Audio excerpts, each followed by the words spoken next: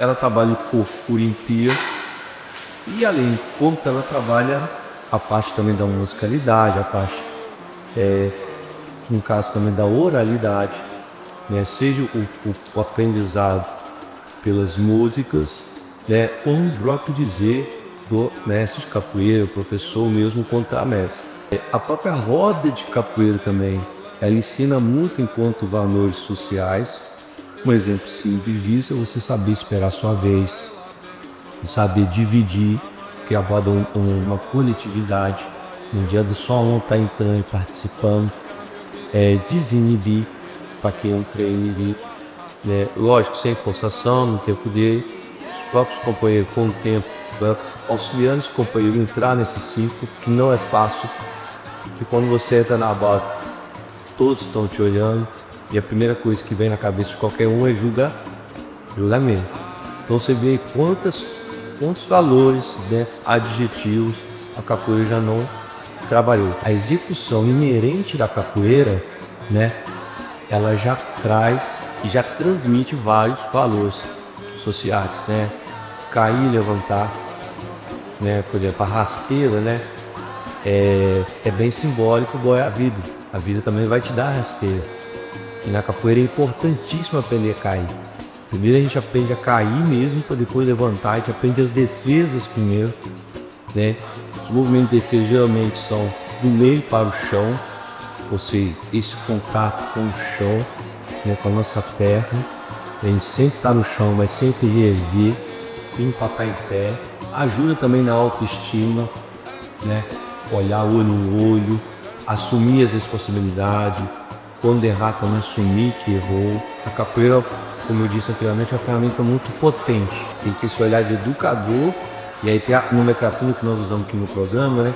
Como que ele vai articular, né, para poder alcançar esse aluno, para poder provocar esse aluno, nesse sentido de trazer essa percepção coletiva e diante de uma dificuldade do seu cérebro e ver do aluno, quantas vezes a timidez. Então assim, isso aí eu vejo acontecer, né? Aqui no Gente, particularmente, tem uma equipe muito bem competente, vamos dizer, e competente mesmo, de excelência, no qual eles priorizam essa socialização, a questão de ter o grupo, de começar a criar um grupo, uma equipe entre eles, nesse sentido até o que significa a palavra equipe, para depois a gente vir trabalhar a parte técnica. A parte técnica ela é subsequente, ela não é o foco. E se eu parto do princípio do olhar técnico, eu já vou excluir. Eu posso ter algum aluno com dificuldade motora, etc. Então eu tenho que pensar, na verdade, o contrário, certo? Eu pensei, eu sinto a equipe que eu tenho na mão. A partir do cérebro, olha, que alguns têm um pouco mais de dificuldade de coordenação motora, outros de percepção. A gente tem alguns PCDs também, por exemplo. E aí, de que forma eu penso uma aula usando as ferramentas da própria capoeira para trazer, né, a palavra hoje muito dita, a inclusão. E aí eu tenho a ferramenta potente do berimbau, posso trabalhar através da escuta, audição, posso brincar de vivo humor. Berimbau parou, todo mundo descer. Berimbau picou, todo mundo pulou.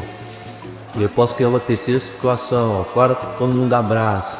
Ou seja, aí a gente até entra na parte da metodologia e aplicação, seria a didática, que vai trazendo esse conceito do coletivo e essa interação com o outro. E a capoeira também, ela tem um aspecto que nós aqui mantemos vivo, que nós aprendemos com os mais antigos, que é aquele que às vezes já está mais um tempo no programa e já está inserido na capoeira mais um tempo, ele cuida daqueles que entram. Isso é uma característica da capoeira. Por exemplo, se você entrasse na capoeira agora, você seria cuidado. Você está aprendendo, então o mais antigo ele cuida do mais novo. Entende? Até dentro do aspecto, você tem um código de conduta. Mesmo para quem busca uma capoeira às vezes extremamente luta, tem conduta. Então uma coisa é luta, outra coisa é briga. Também é interessante dizer essa parte, né? Aqui a gente trabalha a capoeira mostrando o máximo da sua pluralidade, diferente do viés do grupo de capoeira, ou da maior parte. Eu não vou aqui generalizar minha fala. Porque a gente não trabalha esse conceito de graduação, a gente trabalha o conceito de vivenciar. Com o que a capoeira pode oferecer? quais são as percepções que ele tem da capoeira angolana, né? Com dito capoeira contemporânea, a luta regional baiana, mestre Gui. Então, vamos passar, vamos entreter, e aí vem a questão dos toques. O berimbau ensina muito nesse contexto, mas o ensinamento é nesse sentido, né? O berimbau vai dar o contexto que acontece na corda. E aí, o dia a dia da aula também é um desafio para o aluno ele começar a entender essa codificação. Porque vai chegar um momento que o professor ele começa a tirar a fala dele e a fala vai ser o próprio instrumento codificante. Mas é bom ter lá no grupo Espírito Semente, por exemplo, que a gente está autônomo, como vai aqui na cidade de Dom Bosco, alunos com mais dificuldade de mobilidade, PCDs, eles participaram da roda e saíram super felizes, entendeu? E foram, jogaram, tocaram, contaram, jogaram entre eles, jogaram com os companheiros.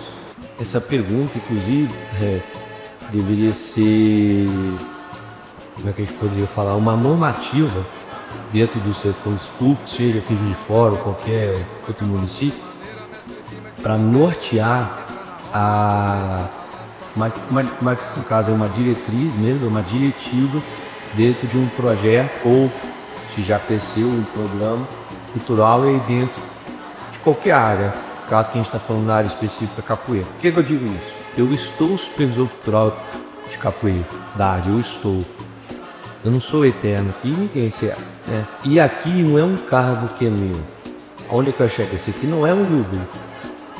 Eu faço parte de um grupo, eu venho da escola do grupo Mestre Santos, sou formado do Mestre Gata, a minha escola são de capoeira corporal. Por que eu estou dizendo isso? Porque se eu partir do princípio, tiver um olhar disso aqui como é o meu grupo, eu colocaria uma cartilha. E aí, os educadores que tem aqui, nos articuladores culturais que tem aqui, que vêm de escolas diferentes, eles teriam que seguir aquela cartilha.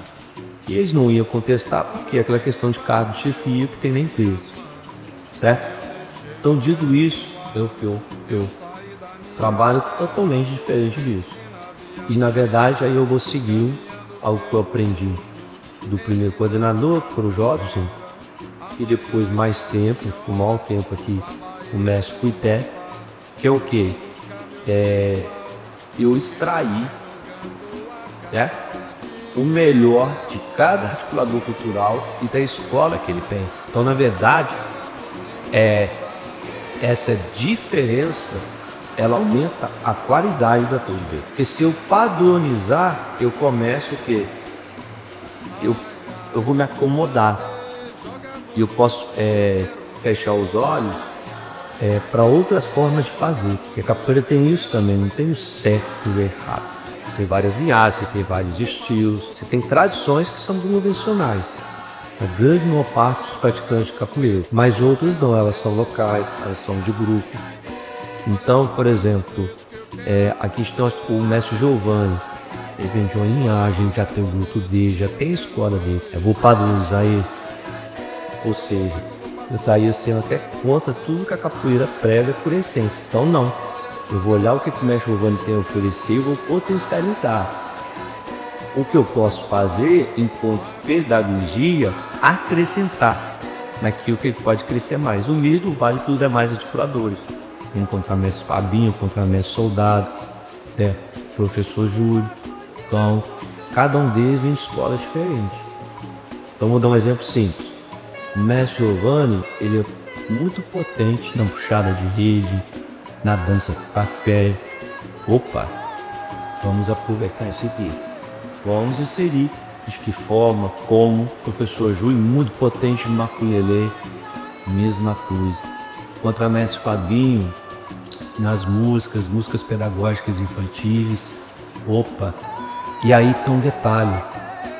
Cabe ao coordenador, supervisor, mas caiu a fazer a palavra de coordenador, coordenar, inclusive para a equipe trocar informação. E isso acontece também na capoeira. Quando a gente se encontra numa aula de capoeira, o capoeirista observa. Ele vai ver que, opa, esses cantinhos aqui não tinha no repertório, pô, legal. Tá contando história de fulano, de ciclano, ó, remete a nossa historicidade. Olha esse jogo, com barulhos diferentes. Então, a gente também sempre aprende um pouco. é aquela história, quando eu valorizo o outro, eu valorizo a mim mesmo, né? Nossa, eu queria muito esse poder da caneta, né? No sentido assim, depende só de mim, depende só da equipe. O circuito de rodas, né? Ele é uma iniciativa que já aconteceu no programa, já foi feito o circuito de roda, só que tinha um outro nome, mas o objetivo era o mesmo, tá? Ter uma interação da equipe e a equipe um conhecer o trabalho do outro. Cada articulador cultural, eles trabalham uma média de 5 territórios, cada um deles. A gente tem uma estabilidade no programa, mas para a gente ter estabilidade eu começo a vincular a CLT. Então é um desafio tremendo. Pensar a cultura que é vir, mas querer uma estabilidade de CLT. Por que eu estou dizendo isso? A CLT traz compromisso, traz questões que são reais. Você tem que ter 6 horas por dia, 8 horas por dia. E eu estou falando de logística, do dia a dia de cada um deles para ir dar aula na semana nos territórios. Então eles não se encontram durante o ano. E eu parar 2 semanas, fazer isso de forma mais contínua durante o ano, eu esbarro na CLT. Por quê? Tem locais deixando de ser atendido. E eu também vou esbarrar nas metas que o próprio programa, pelas leis de responsabilidade fiscal e de gestão, né, eles têm que cumprir, mesmo sendo um contrato de celebração de OS. Tem metas a cumprir, tem obrigações a cumprir. Então por isso que eu não consigo fazer o circuito de roda mais vezes ao ano, que eu caio nesse tecido burocrático. Mas nada impede, né? Isso já me firmo aqui, aliás, é algo contínuo. Todo ano eu estou provocando. A gente poder ter o circuito de rodas também no início do ano. O foco dele é a interação da equipe. Por exemplo, o Marcelo, né, que é o contramestre soldado, ele ficou o ano inteiro e não conhece o local dos outros articuladores. Então, nesse momento, ele vai até os outros bairros, os outros territórios, conhecer o trabalho desses outros companheiros. Isso vai trazer também uma maior aproximação da equipe, uma interação, uma troca pedagógica, metodologia e didática. Acaba que é uma formação continuada também, que são 2 semanas, e também para com os alunos. Já teve um momento no programa também que a gente já fez esse mesmo circuito de roda, trocando vietes. Em vez de ser a equipe nos territórios, aí a gente consegue mais apoio, porque tem logística, né? Questão de ônibus, condução e alimentação, mínimo, estou dizendo, tá? Não na concepção assistencialista, é isso não. Mas condição mínima, água, entende? Frutas. A gente consegue trazer territórios para se encontrar por região, isso já aconteceu. Então você pega o Sagrado, por exemplo, tá? Joinville, que é uma região centrada. Eu poderia ter pegado a cidade alta ali no Dom Bosco, que não está tão cidade alta em si, né? Dá para fazer o deslocamento aqui desses 3 territórios. Eu acharia um ponto comum enquanto esses 3 bairros, esses 3 territórios, e eles fazem a capoeira. Isso já aconteceu no território por conta que estava muito alto o índice de vulnerabilidade e também da violência entre os bairros, onde os jovens eles reproduziam uma cultura de criminalidade no sentido porque o adulto falou para ele que eu não gosto do bairro tal. E aí eu lembro quando a gente teve esse momento de circuito de rosas, de troca de território, era para quebrar esse tabu, essa visão que já era passada dentro dos bairros, de um bairro não gostar do outro. Mas peraí, é o que você está vivendo? Dizer também que é um desafio para a equipe, é sempre um desafio chegar. Por quê? Pegar esse mesmo gancho, ontem nós fomos ao Sagrado, com o bairro do Juiz de Fora, da Zona Sul e tal. Lá no final da Zona Sul, tá? E entenda bem, falo Zona Sul, já tenho o estímulo que Zona Sul tem uma condição boa, né? Seja financeira ou com vários olhares. Não. Estou dizendo que Zona Sul, mas uma região extremamente vulnerável. Porque a gente põe muito estímulo aqui, a vulnerabilidade, ou qual seja essa vulnerabilidade só para a Zona Norte. Não. Ela tem outras regiões também. Dito isso, eu estou lá no Sagrado, a equipe chegou, ela está chegando num local novo, né? Um caso específico lá, o professor Júlio, professor Bocão, ele ministra aula lá o ano inteiro, então ele já está familiarizado. Agora o restante está chegando, é um corpo estranho, literalmente vira até um desafio para que como que eu chego? Opa, dá licença, vou ouvir mais, vou abraçar mais. Eu não posso chegando e ponho, porque cada território também tem suas linguagens particulares. O mesmo vale quando é território. Eu vou tirar 2 territórios, vou levar, vamos ter que antes estamos pegou o sagrado do Joanito, vamos levar lá um Dom Moço. Eu também tenho que preparar essa tudo. Estou chegando e tem para mim. Eu acredito também, aliás, tenho certeza que o circuito de rodas é algo que sempre tem que acontecer. Primeiro que é um momento ímpar, a gente faz um momento primeiro batizado, que só entrega da primeira cordinha do aluno. Para quem já está mais tempo, a gente faz as pontinhas. Isso valoriza o pertencimento do aluno estar no dia a dia, fazendo a aula com o professor. Reforça até a autoestima dele, como eu disse anteriormente. Para manter a característica principal que eu acredito do programa Gente em Primeiro Lugar, tá? Que é o que? A itinerância nos bairros. O programa ele é descentralizado. Ele não pode ser centralizado somente nos locais do setor público, que o setor público oferece, como aqui o Centro Cultural, ou o CCBM, vários outros. Tem que ocupar esse lugar? Tem, legal. Mas tem além do Gente em Primeiro Lugar para ocupar esse lugar. Né? Eu acredito muito no Gente em Primeiro Lugar, manter essa característica que foi de onde veio o nascimento dele de 2009, de atender os bairros, os territórios, de ir até lá, sabe? Onde está precisando mesmo, ir lá na ferida.